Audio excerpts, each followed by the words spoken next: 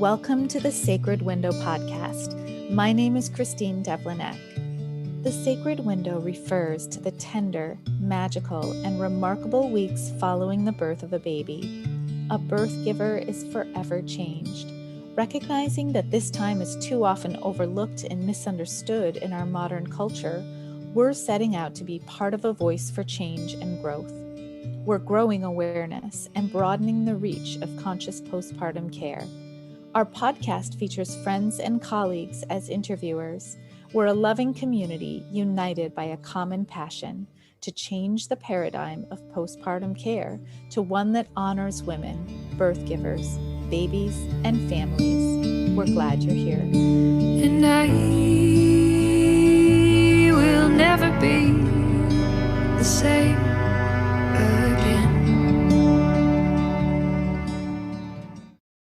Hello there, welcome everybody. I'm Christine Eck, the director of the Center for Sacred Window Studies.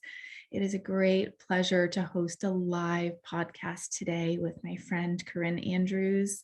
I just love that we're able to do this. Corinne, I think we met maybe like 12 years ago. I was trying to do the math in my head, and Corinne is local to me. That's not often in this organization that I get to like work with a neighbor, but I'm so happy that we're doing this, Corinne. Corinne at the time was putting together a course for yoga and pregnancy, and she, somehow, I don't know how we found each other, but I was just finishing my Ayurvedic studies and really starting to step into postpartum care, focused in on Ayurveda as I was having my babies. And so we just had this connection that formed then, and it's been rekindled. And I'm going to just tell you a little bit about Corinne before we start. Corinne is co-owner and director of Shraddha Yoga, and she leads the 200-hour Embody Yoga teacher training, in addition to teaching weekly classes and locally online, but locally here in Massachusetts. She's the developer and lead teacher of the Birthing Mama 90-hour prenatal and postnatal yoga and wellness teacher training, and she teaches Birthing Mama classes and workshops locally and online. And recently her course has been turned into a book, which is so wonderful. So the focus and idea around getting us together today was really about, for me, I've been thinking a lot about what it means to partner with others. It feels like a much more natural and feminine way of conducting practice and business and work by really listening and hearing and working with other people. And we talk a lot, sort of in this world about how there's an imbalance between birth support, pregnancy support, awareness, and then there's sort of this black hole, it's often called, which is the postpartum window. And so it's always felt to me like, it's just a matter of time before these all, think of the journey that it's come for pregnancy care and birth care to become what it is today. And so I really wanted to combine with Corinne around this idea, because she really has sort of resonated with, this conscious postpartum care journey and wanting to learn more about it. And so it felt like a really nice opportunity to sort of explore the possibilities of connecting the energy of birth workers, of people who work with pregnant people, and how that can strengthen the awareness behind postpartum care, which everyone in our fields, collective fields, really understands is so important. But it feels like there's extra that has to happen in order for us to really see a place of balance. So thank you all for attending, and Corinne, thank you for being here. Yeah, thank you so much for inviting me into your circle and your world, because as you said, we met 12 years ago, and I did wonder, like, when are we going to work together? And I just feel so grateful that that time has come to do more together. Yeah, and I think what I'd like to say, just in response to what you were just saying, is that I have this overarching sense, and I have a feeling those of you who are on the call will probably agree with me, that each stage leads to the next. So if we have a conscious experience around menstruation, for example, it's going to change our relationship towards our bodies and sexuality. If we have a healthy and supportive and conscious journey when we're first starting to become sexual explorers, we could say, then that is going to lead to a different, we could, maybe a different setup for when the time comes where we might want to conceive. And then will the conception be, conscious, meaning like we're aware of what we're doing and why? Do we have enough love and support in our lives to support whatever the fertility journey is? And then whatever that journey is, that will support how we feel in pregnancy. If we have enough support and love and community and consciousness in the pregnancy, that's going to affect the way the birth is. And then whatever happens in the birth, that's going to affect how I think of postpartum as your entire life, right? So how our whole life of being a parent will end up being. So I really look at this as like a big, I guess, holistic map of one realm of support feeding the other realm of support. And I think it's also, it ties into what you were saying of how we can really work together it is a more feminine, collective, we support one another kind of a way, rather than an older model, which might be competitive, or like one thing is more important or better than the other. But really it's the whole, and it's how each and every phase connects. So yeah. I love that so much, because I think that it's easy to compartmentalize each of those stages of life, and it's easy to look at them, sort of separate. But I love the idea of that, and I think that's very reflective of what we're sort of looking at here is postpartum caregivers, doulas, this field. How that collaboration looks is very reflective to me of sort of looking at the whole journey of being in a body that gives birth. And it's so powerful to really sort of trace areas of discomfort or disconnection, and sort of put that into, like, as I was listening to, I was like, oh, wow, like, yeah, that, there could have been a lot more attention for me on different areas of my young life that could have supported me in a different way had there been that attention put on it, had I, been held or shown, a different way. And it's interesting to look at how that affects the next step of the journey. And it's also interesting to, like, I feel that, well, I guess I would love to really invite you, Corinne, and I'll share a little bit of my own personal story too, because I think that fits really well with, why we have to sort of make these connections. But, I feel like my pregnancy was very supported. My birth was very smooth. My first one I'm speaking about, but still there wasn't like, there was like an ending to it, and then there was sort of the shocker of, oh my gosh, like, I'm not actually in control of this time of my life, and I'm not actually empowered at all. And I actually feel like I'm really hurting, and I'm really confused, and I'm sad, and I'm unsure. And that's mixed in with these moments of bliss and like total joy. But it's all those things that felt like this big shocker. And that for me, when I went into Ayurvedic studies after that and became pregnant again and discovered that there is this rich tradition around caring for people during that really difficult time. To me, I interpreted it as a really difficult time. So it was almost like this torch lit up in my heart of like, oh my gosh, it doesn't have to be like that. It doesn't have to be like that. But why, when, I was really well cared for by my midwives, by, my family to the extent that we could. Why wasn't there that like natural lead in?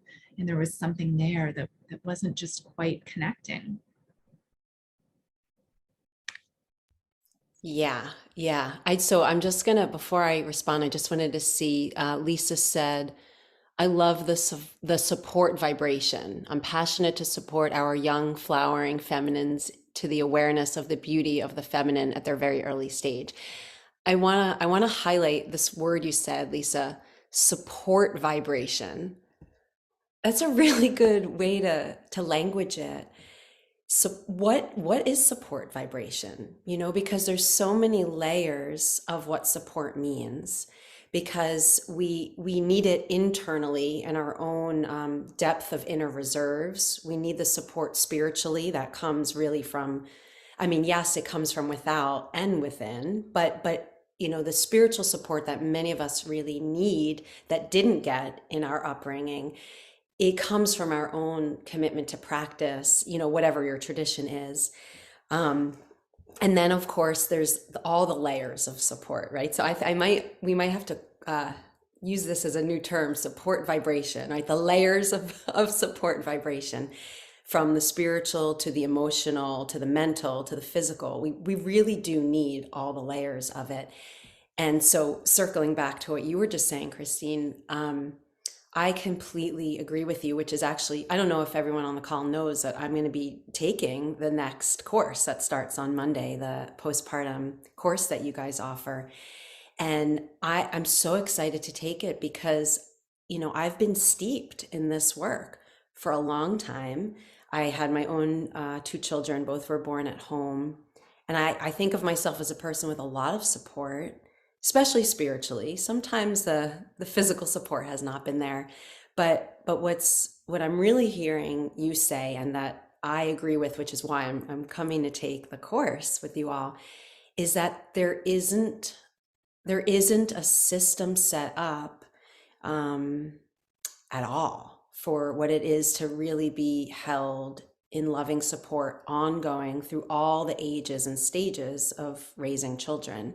Like we might have the first 40 days, right? That's very popular now. Everybody knows, okay, we need the sacred 40 days. So people, if they can, will build that into their lives. But even if they can't, it's kind of mainstream now to say, okay, you need 2 weeks where people are bringing you a meal train, and, meal train has become more well known. But I think what's missing is that the big paradigm shift. What does it mean to have support the first month, the second month, the third month? What about the 8th month and year 1 and year 2? And I mean, I have been, I have just 2 children and they're 12 and 16 now. So I've, in a way I feel like, I'm done. I've raised my children, but I'm not. And every age, they need so much from us, and they need something so different from the age before. And then we need something so different. So, I think I'm really curious about how these layers of support can be created by us when we can't necessarily rely on the government or the education or the healthcare system, because we're living in a world where there's real systemic problems. And so, so I'm always kind of considering, how do we change things on the grassroots level, like really from the inside out, like taking this training. I'm so excited to really to also see how it supports all that I've already studied and learned, and how I've helped people, and then give me even more structure. Because I think I had mentioned this too. This will be the last thing I'll say, and then I'll pause. But I think, Christine, when we were talking at some point, I said to you that there are times when beloveds of mine, whether they're students or neighbors or friends or family, when they have a baby, and in a way, I know so much of what I could do to help them, but it's like too much. And then I freeze and I don't really even know what to do, how to help, because every birth is different. Every postpartum is different. And what this person finds nurturing, that person finds annoying. So I found myself, you know, like wanting more containers, wanting more, not a role, but like a container that would hold me as a caregiver so that I didn't feel overwhelmed and I could really keep giving and giving to people who've just had babies. Because I'm also having to be caregiver at my home and in my work and in my family. So there's something about creating a container and a structure for those of us who are called to support and serve so that we can do it with ease, with grace, with fluidity. I'll pause. Sometimes I have a mouthful to say, so it's always good to pause. Thank you Passion, you so know, much. it's a real thing. Yeah, it is. And I just really appreciate hearing all of your thoughts, Corinne. And I really, really feel them. Um, I think to speak directly to what you're speaking about, like the container of support for caregivers, I think this is very, very real. Starting out my practice around 12 years ago, um, I I was the only person that I knew who was doing postpartum care. Um, and it felt really lonely. And it also felt overwhelming because I was coming out of this training where, I had all this Ayurvedic knowledge and I had all this, understanding now about the postpartum window, but applying that in a way that people could really receive it in the way that I hoped that they would was a different story. And I think, it took me some time to really realize that this is human care. It's not separate. It's, I think, in my early sort of day, it was like, I do Ayurvedic postpartum care and this is what it looks like. And now that I've, broadened out and I've really settled into what this work means to me, it's so much more about compassionate human care with the layered understanding of this person, just their body just went through this. They are going through the most massive, beautiful shift in identity and, magnificent, like there aren't words to describe what it feels like to experience going from, not being a parent to being a parent. I don't know how to describe that in a way that explains how magnificent that is in all the spectrum and in the scary ways and the hard ways and in the beautiful ways. So what I found is that like I was given entry into like this most intimate and vulnerable time in this person's life, in this family's life. And I needed to become really malleable and really flexible to what kind of a person were they? Like, what did comfort mean to them? What does good care look like for them? And so, on and on down the line, it became so clear to me that it's really mostly about great listening and just really intuitive, like, what are your needs right now? And how can I apply the qualities that I've learned through conscious care, Ayurveda, how can I apply them to fit the specific things that are happening for you? And of course, we know postpartum is like we don't really know how it's going to go. Maybe nursing is going to be no problem, or maybe it's going to be a real challenge. Maybe somebody is going to have no problem getting their digestive system back up going. And maybe someone is going to have a hard time. Somebody's birth, everyone's birth is so different. So our bodies have to heal in, some similar ways, but often in very different ways. And so having that like really open and curious way of approaching caregiving felt like I can just come in with my compassion and my commitment to helping and then respond in what I'm seeing when I get there. And of course, like it would be great if we can connect with our people during their pregnancy, before their babies are born so that we can help, I think that's, really what I feel is this gem that's here for the crossover work between people who are working with pregnant people. Because of course, the more we know, the more we can support ourselves and others around us. Yeah, I'll pause there. Yeah, that is so beautifully put. You know, to be able to see each person, each being for the individual that they are and for their individual experiences that they've had, it's like this golden gift. And to really listen and see, even like you know how we use all of our senses. It's like, how can you literally use all your senses to take that person in and then hold the space for them uniquely, individually? It's such a gift. And I think actually that can give birth to the compassion that's needed to be able to really serve each person as an individual. And something I will say, I have definitely experienced, because I have had, and it's more so pre-COVID because COVID times have shifted things a little bit, but in like the decade before COVID, it was amazing. It was such a gift to meet people, either while they were trying to conceive, but mostly it was early in pregnancy. And I would get to know people very, very deeply, week after week throughout the whole pregnancy. And, you know, I only ended up attending 5 births as a birth doula. So it wasn't that I was also everybody's birth doula. But many of my students through prenatal yoga, we would form such close relationships, and then they would share their birth story, and then they would continue on and come to what I call parent and baby yoga or postnatal yoga. And the depth that was able to happen because we were in relationship for all those months during the pregnancy. We were there to process the birth together and then enter into the postpartum. It was beautiful, and I because of the sharing, the shared experience beforehand.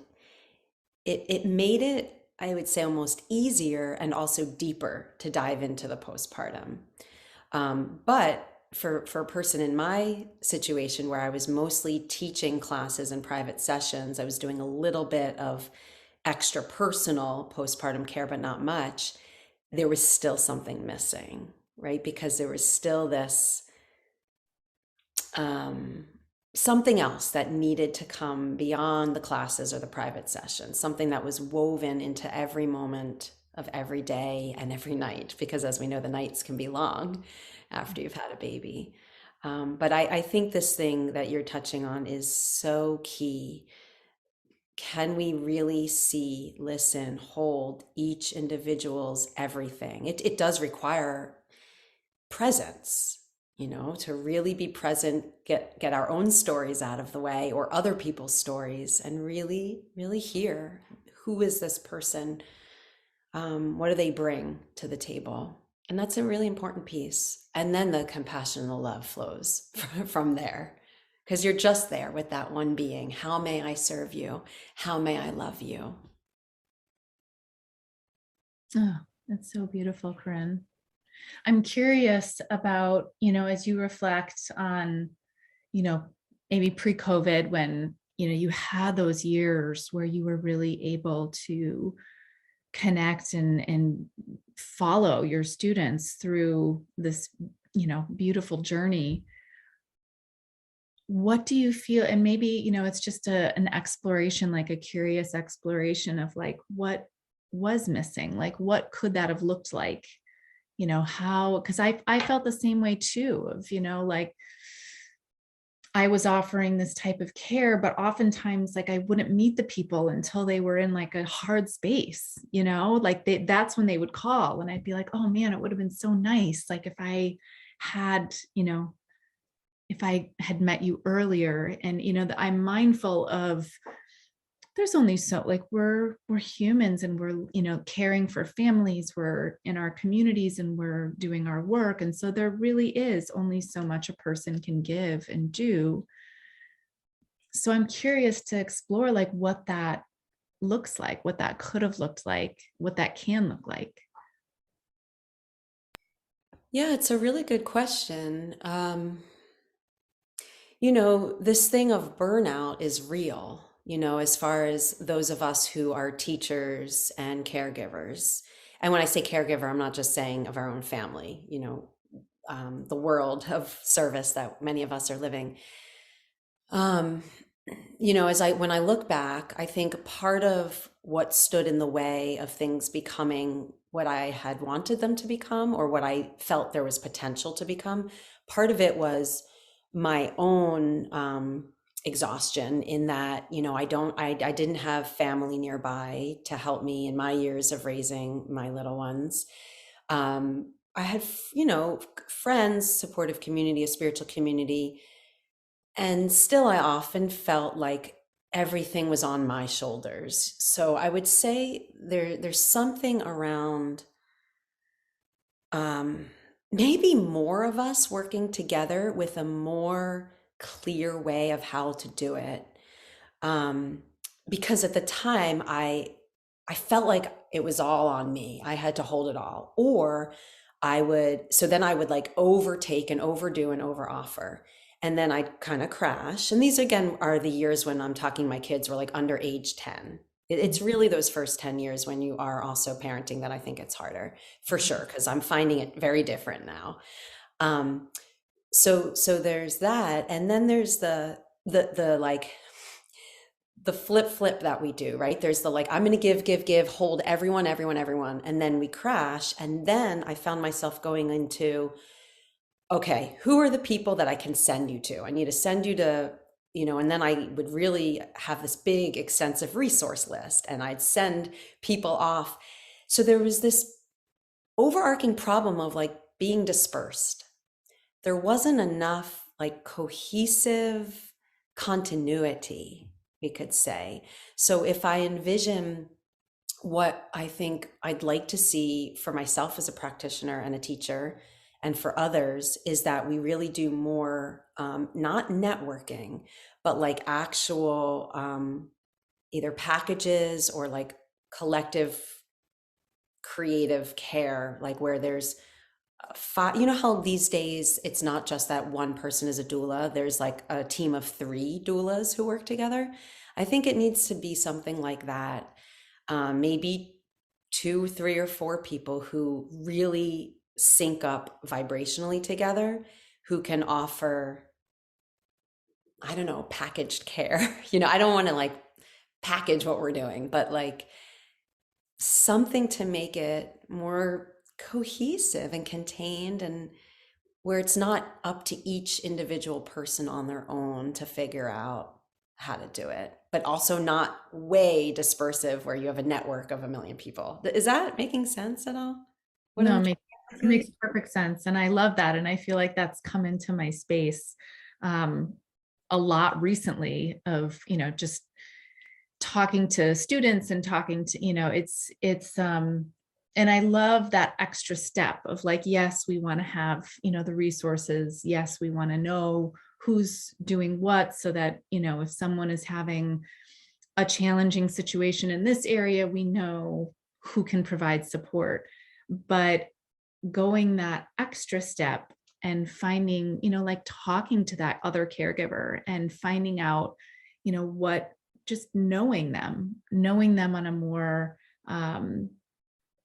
intimate and personal level, so that there is this continuity of, if our client, our friend, ourselves are receiving care from another person, there's still that connection.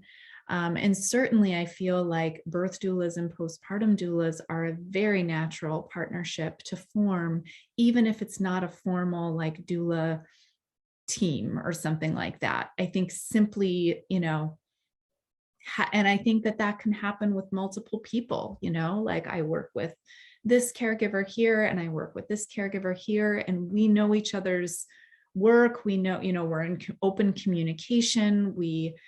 I felt like I also had home birth midwives, and they had a very close relationship with the hospital midwives at the time. And so I felt like everyone was talking to each other. And so when I needed to go for, a lab thing, or if there was something that came up, like everyone was really open and clear. And I felt like a complete unified holding of my well-being.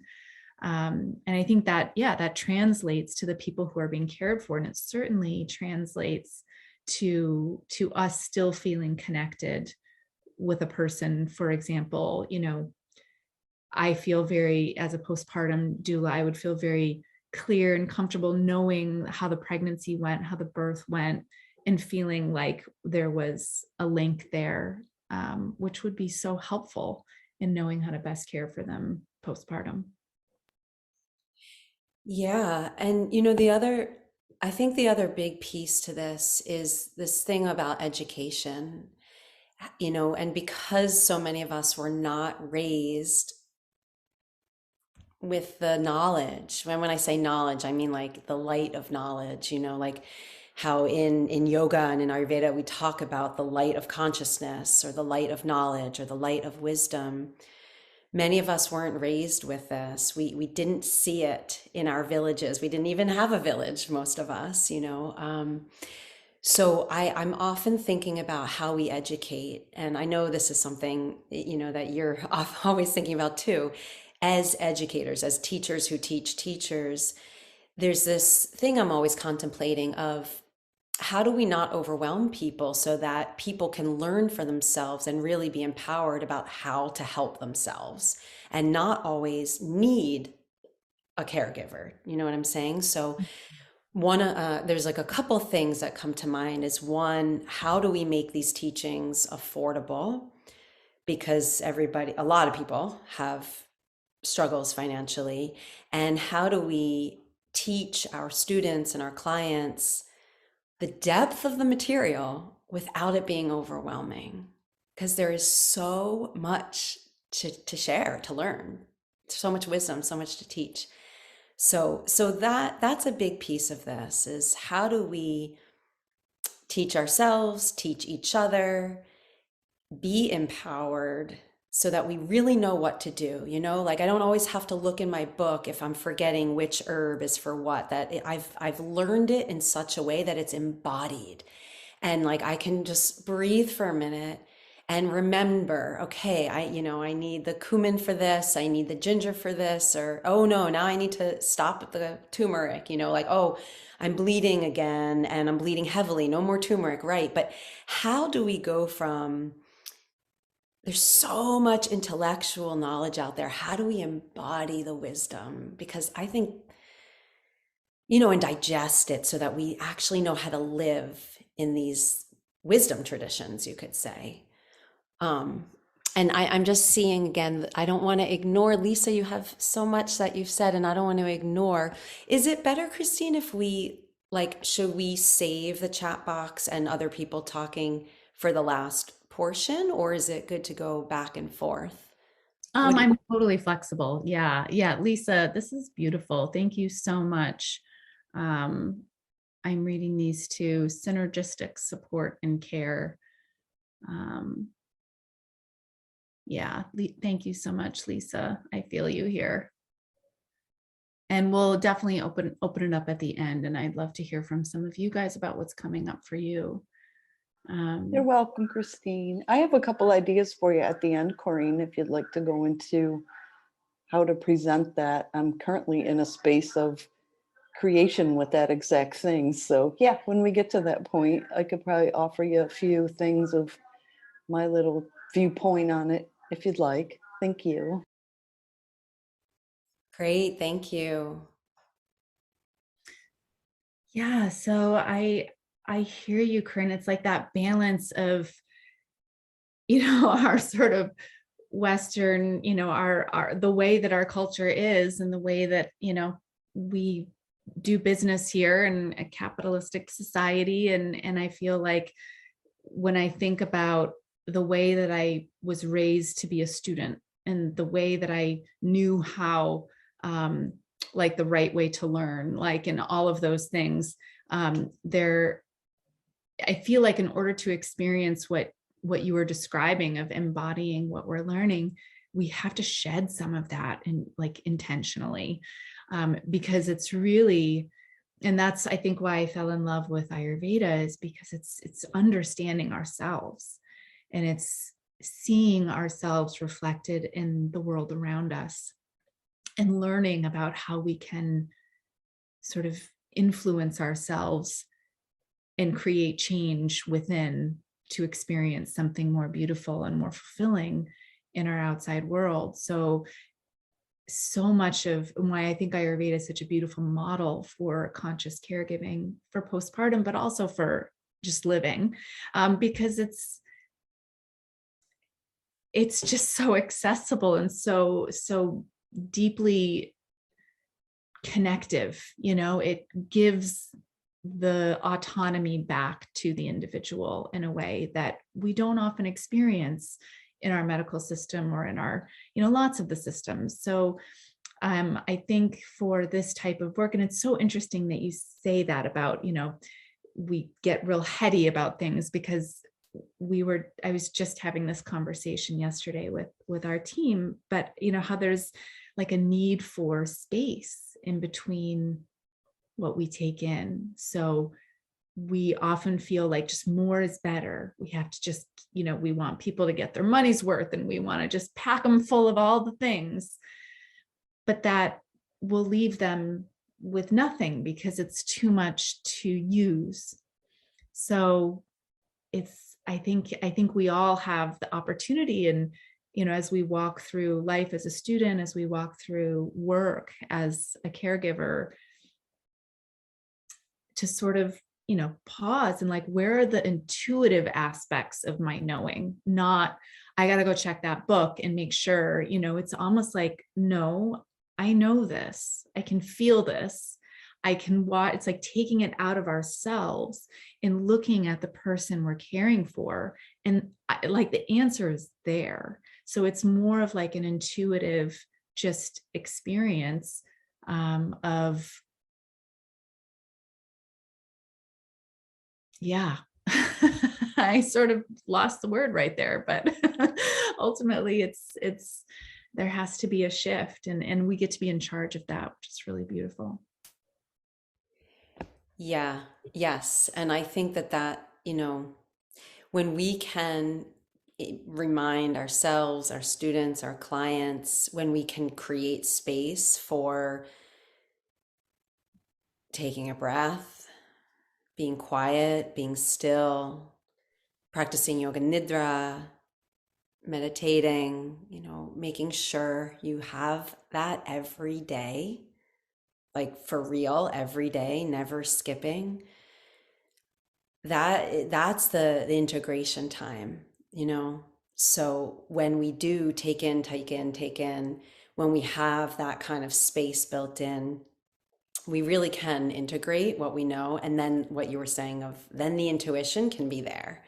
But without space, the element of space, it's such a gift to pause and be in it, so that we actually can go, oh yeah, I do know what's needed right now for myself or for you or for you, it's important. But I do think that, and I see it in my students all the time. I mean, I can't tell you in my teacher trainings how many times I tell everybody, don't stress out about the readings, read when you want to, do the extra studies when they call you. But we are so ingrained. It is so ingrained in us to approach life in a certain way. So, I think we just have to keep peeling back those layers of what we think it is to learn, and what we think it is to go to school, and, what we think it is to study. We really have to choose a different way to do it, and build in digestion time, which means letting it go, being in stillness or quiet, being in the space, right?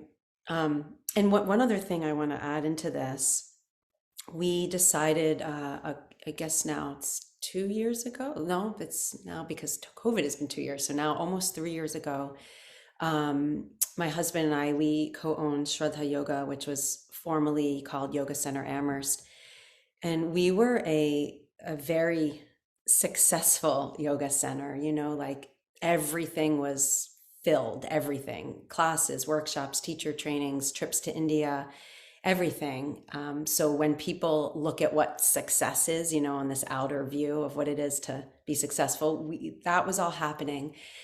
And yet we knew it wasn't right. It wasn't what yoga is really about. And so we became a pay from your heart yoga center.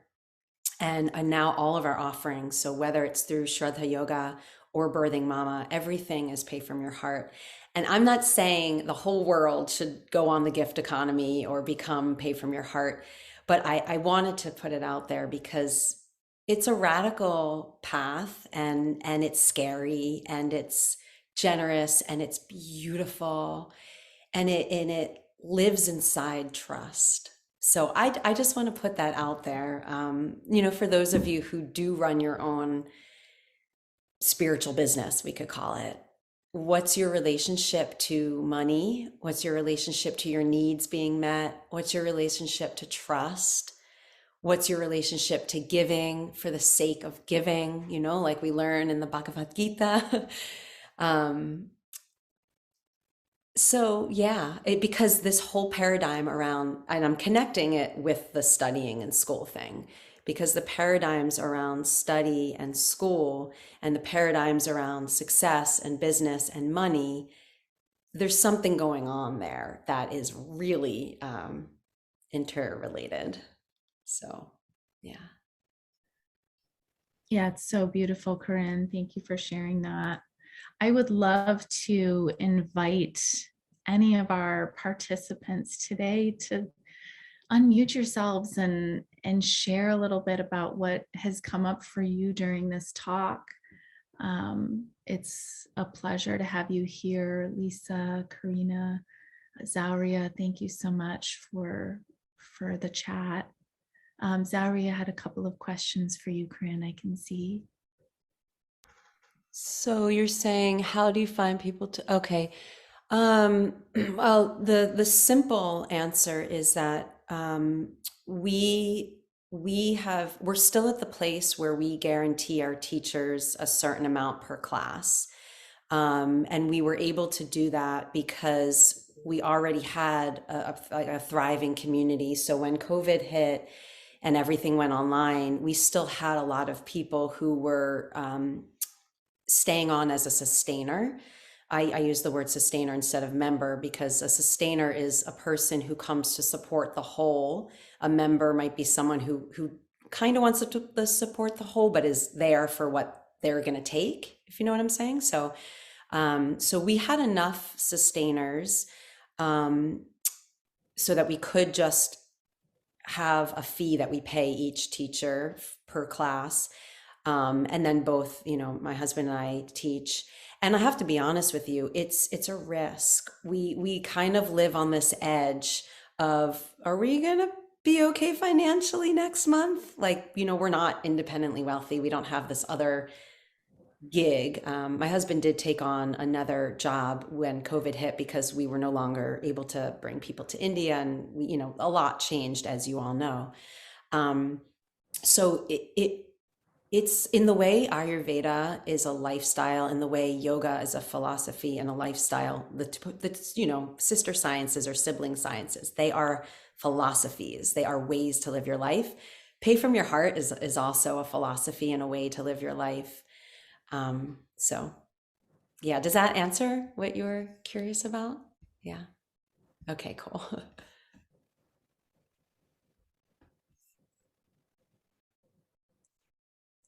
What else is coming up for any of you all as you listen to the ideas about partnering, collaborating, shifting the way that we practice to be one that is more aligned with a whole model of care? We'd love to hear from you. I can share a little bit. Sure, Zaria, thank you. Something that I've been trying to create is owner of a daycare centers. That's collaboration with postpartum caregivers, wellness, yoga teachers would be something that is like my biggest dream, because daycare teachers are caregivers and parents are caregivers. And those are people, as I keep on saying, mindfulness, yoga teachers, some resources are provided for elementary schools, right? Public schools, it's there, the funding is there. For daycare teachers, is not necessarily as easily available, but that's what's so needed. So that's why I'm actually in a cohort starting next week, doing this postpartum, so I can get education and start bringing awareness and start bringing those conversations. And as our daycare, parents come in, providing those resources and collaborating with the Sacred Studies, because we are also in Massachusetts, and that would be wonderful. And you guys do create that collective of postpartum caregivers that is conveniently also in different states that where we are going as well. So I really am so encouraged that I'm not alone, because sitting here trying to do, and I'm doing this work study right now, I feel sometimes very alone. And I share with people, in yoga community, I'm also 200 hours yoga certified, that everybody is, supportive and excited and encouraged. But at the end of the day, I'm the one trying to build those connections, conversations. And so this was very, very encouraging and inspiring for me, just kind of, okay, because this is something that I've been trying to build and really wanting on my heart for the last, 3 to 5 years since I had my twins. That's close to my heart. So yeah, thank you for these conversations. Thank you so much, Zaria. I love that, because I think at the heart of conscious care, it's having community around you. I tell students all the time, it should not just be the caregiver who's responsible for supporting this family. It should be all of us, and making sure that there's a net.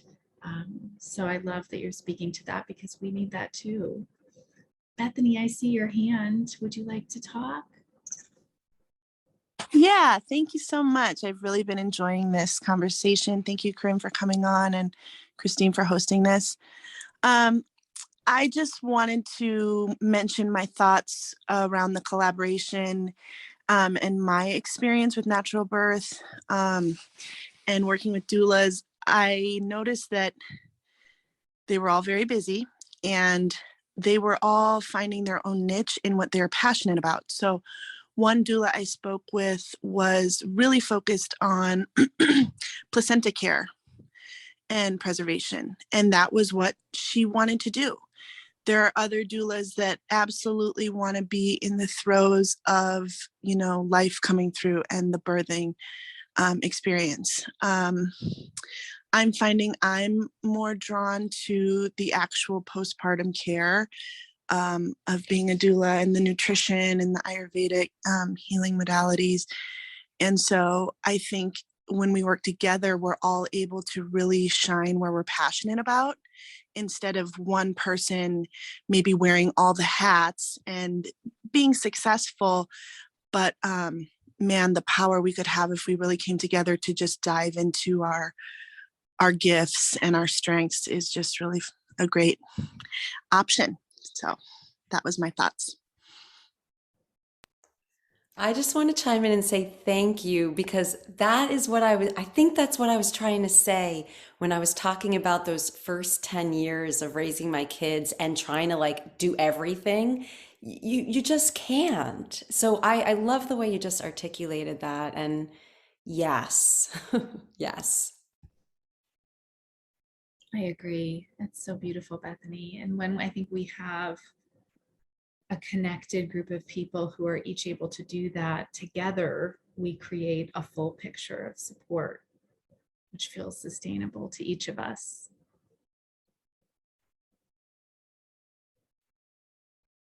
Beautiful.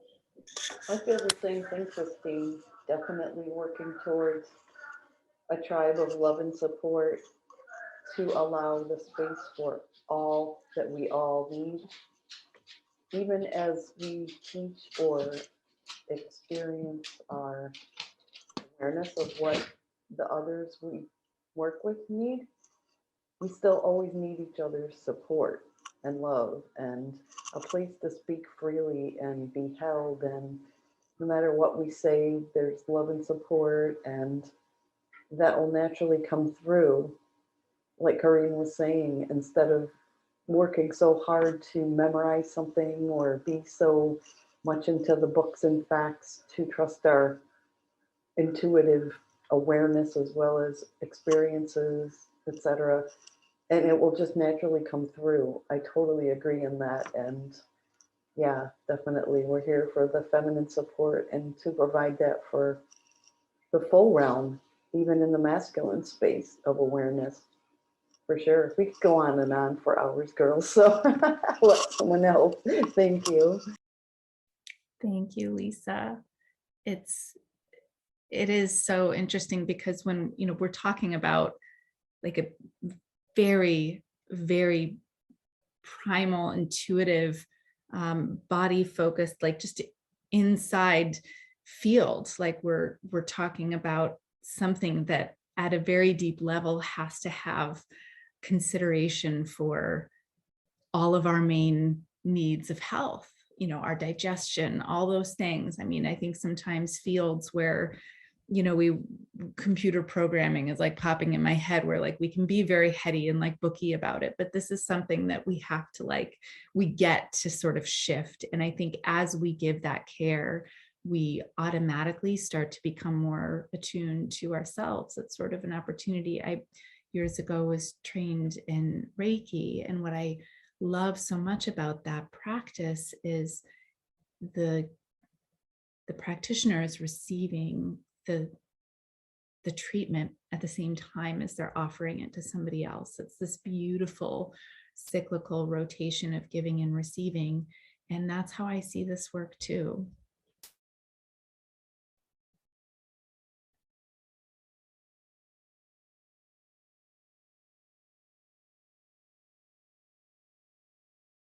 Thank you so much. Thank you to all of you for being here. Does anyone have any last thoughts that they wanted to share?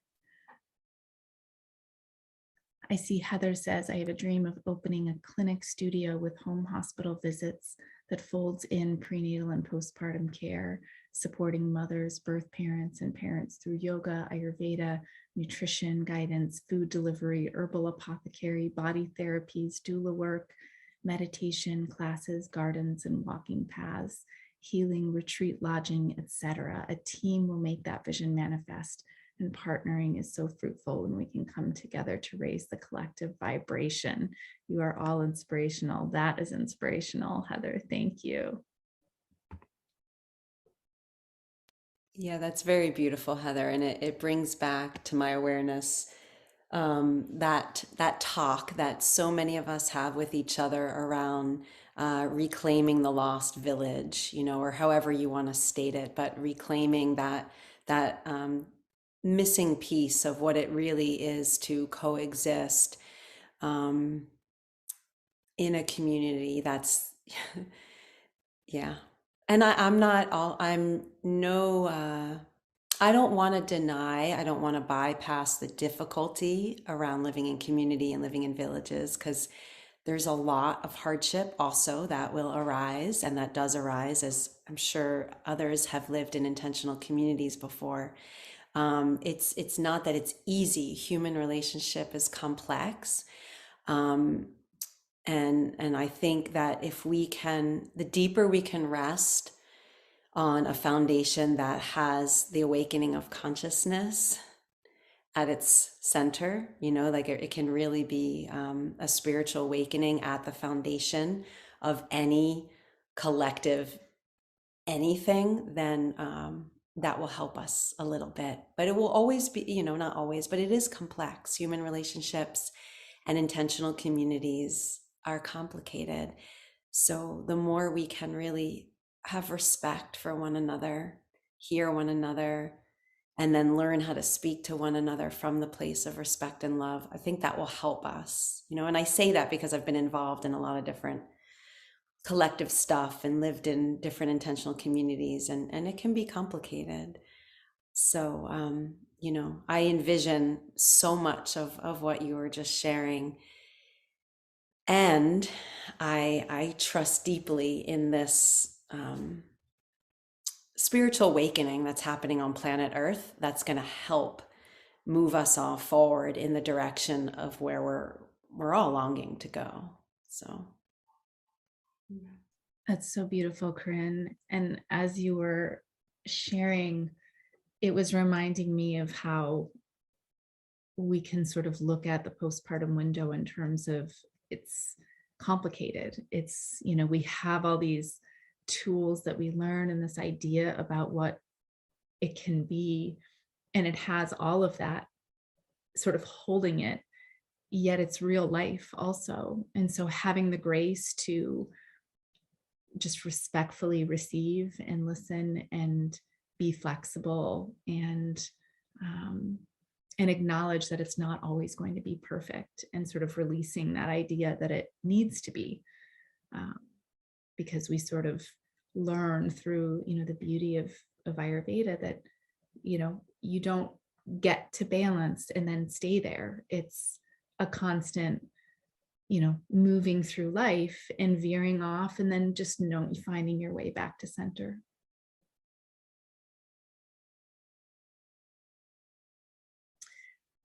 It has been such a pleasure and an honor to be here with each of you today. Thank you so much for coming. Corinne, I'm so excited to begin this journey with you. As Corinne said, we have our program starting on Monday. You each will receive this recording, and in the email that I send out, I'll make sure that you have links to Corinne's work and to mine. If you're listening to this when it's published on our podcast, you'll find everything you need in the show notes there. But never hesitate to reach out. We are a community that is really committed to raising connection and awareness for the work that we all do. So we're friendly. Feel free to reach out. Thank you so much.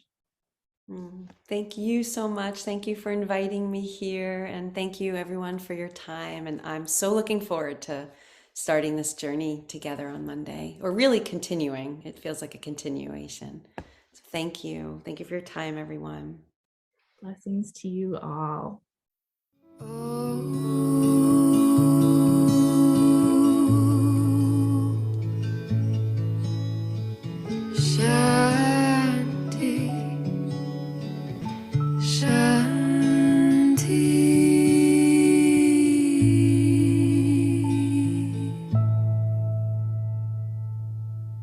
How can you bring something sacred to your current window of time?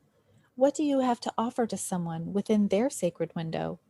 We honor you for all you give and for who you are. Thank you for listening. The Sacred Window podcast is brought to you by the Center for Sacred Window Studies. You can visit us to find out more about our online training and mentoring programs, plus resources and products for and about the sacred postpartum window at www.sacredwindowstudies.com. Editing of our podcast recordings is done by Sienna Butler, and our music is written and performed by Sarah Emmett. You can hear more of Sarah's music by visiting www.sarahemmett.bandcamp.com.